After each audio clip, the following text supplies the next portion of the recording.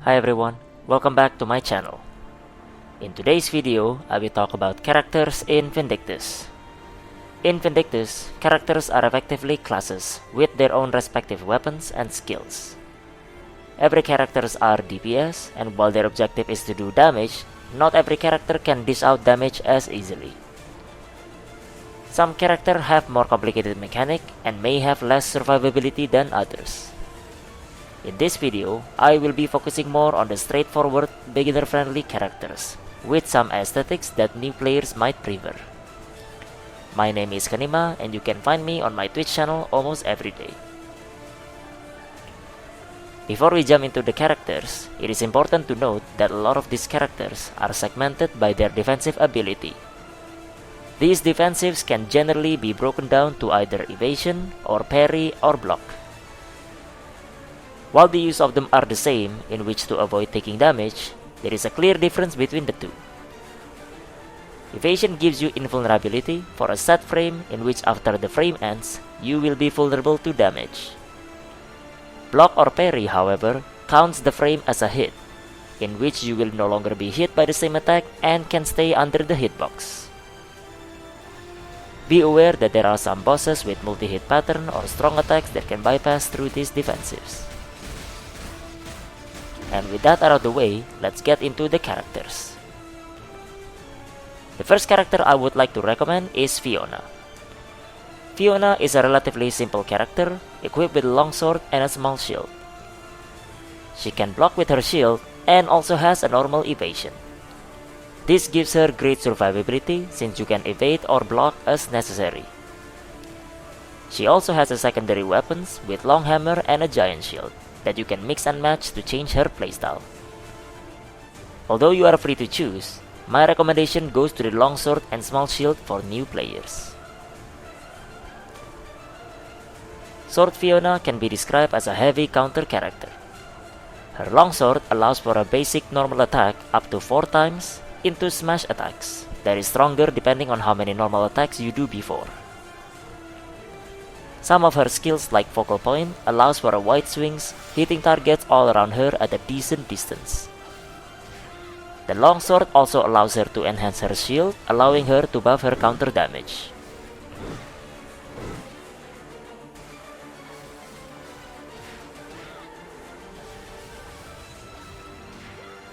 Her small shield allows for a block, in which with successful block you can chain into a counter shield bash twice.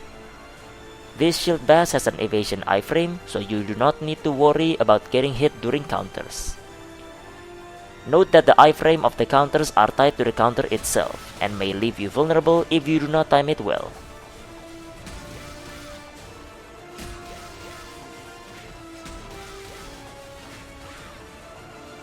Her mobility are relatively high with the skill Shield Dash. This skill allows you to quickly sprint at a minimal cost if you need to gap close into the boss. And with all of this, her stamina costs are also relatively low with a skill that can give you infinite stamina for a set amount of time. During battle, Fiona will focus on countering with high damage counter while boss is attacking. And when the boss slows down, Fiona can use her standard combo to upkeep her damage. All of this combined makes for a straightforward, strong and flexible character with skill ceiling for optimizations.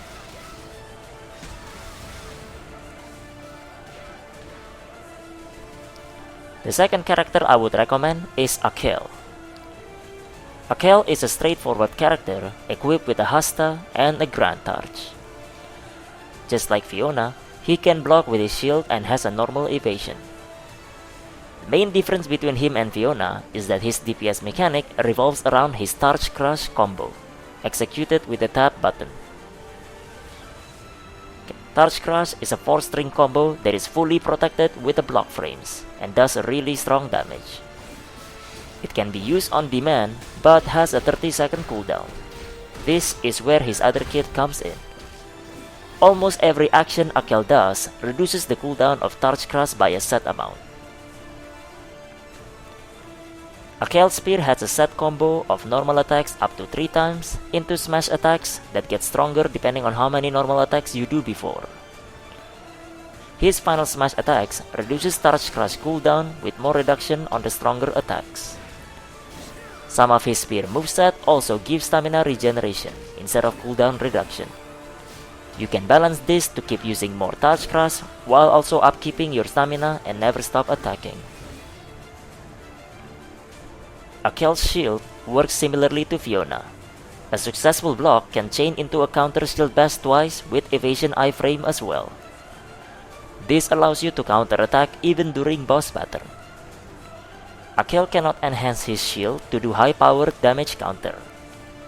However, blocking and countering both reduces the Touch Crush cooldown, allowing you to do even more Touch Crush.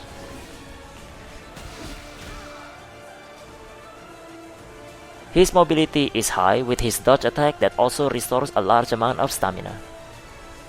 During battle, Achel will never stop attacking, restoring his own stamina, reducing cooldown, and attacking through boss patterns with Touch Crush. When Touch Crush is on cooldown, Achel can fight back with counters and keep reducing Touch Crush cooldown. His kit makes for a straightforward, high survivability, strong character with minimal window of vulnerability.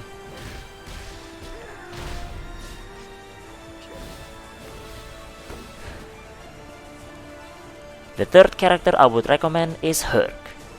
Hurk is a berserker equipped with a greatsword. His secondary weapon is Teide, which is a pair of sword and shotgun.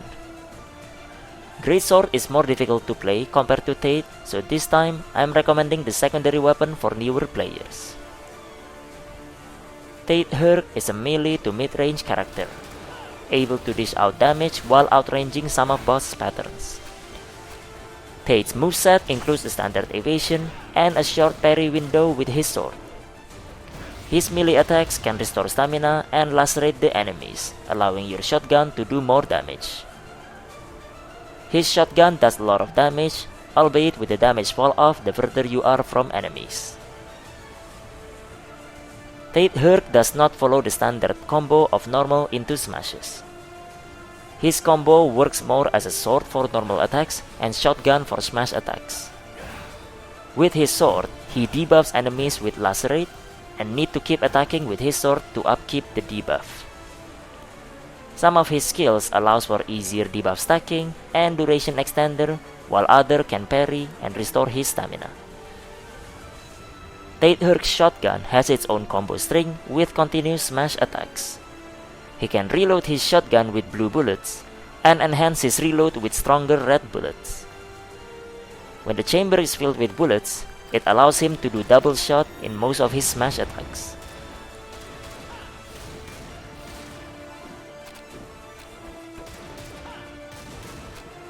His mobility is high with his dodge that covers a long distance and costs very little stamina. Teide Hurk is a pure sandbag DPS character that does not rely on countering boss attacks. During battle, Teide Hurk will stay in melee range if possible and keep firing shotgun while maintaining lacerate debuff. With his short window parry, he can stay under the boss except for multi-hit attacks. He can also upkeep damage from mid-range if he can outrange the multi-hit attacks instead. At some points in time, Teide Hurk will disengage and reload his gun before moving back in again. With all of this, makes for a really strong character that can always dish out high damage at all situations, with a good survivability.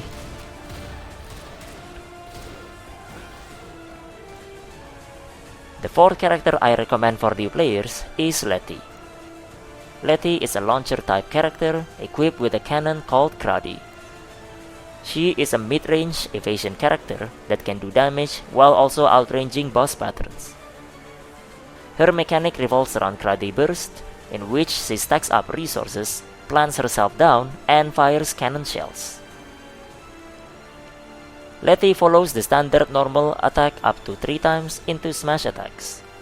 These smash attacks gives her thrill stacks, which will be used to fire her Cruddy Burst. Her smash attack costs stamina while Cruddy Burst restores it, in which it creates a loop of stacking up and expanding it for high uptime damage. Letty also has a swift recoil skill using tap, which lets her backflip and has a block frame for the duration of the skill. This skill has a cooldown and can be used defensively, but not always available. This backflip also allows for a quick entry to her Cradiverse, so it can also be used offensively.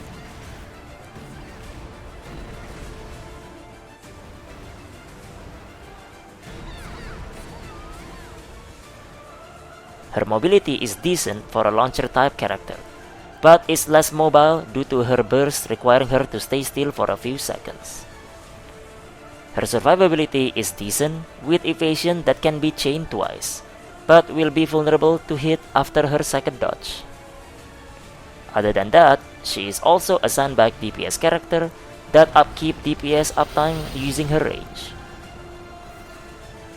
During battle, Letty will stay in mid-range to ensure her smash attack hits and getting stacks. At some points in time, she will enter her Cruddy Burst that allows her to attack from any range, expanding her stacks. This gameplay loop makes for a strong character that can stay in range with decent survivability due to bosses that can focus her down.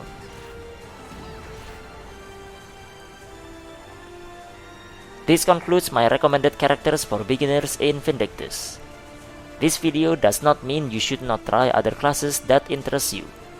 This is more of a recommendation based on my own experience, taking into account players that never played the game, showcasing how some of the mechanics of these classes works. While I only listed a few of these classes, there are other classes that are still beginner friendly and you are free to try them. Again, I would like to invite players to try playing the game, as it is a great game, particularly if you're looking for an MMORPG with good combat. If you have any questions or comment, please let me know. As always, thanks for watching, and I'll see you guys on the next one.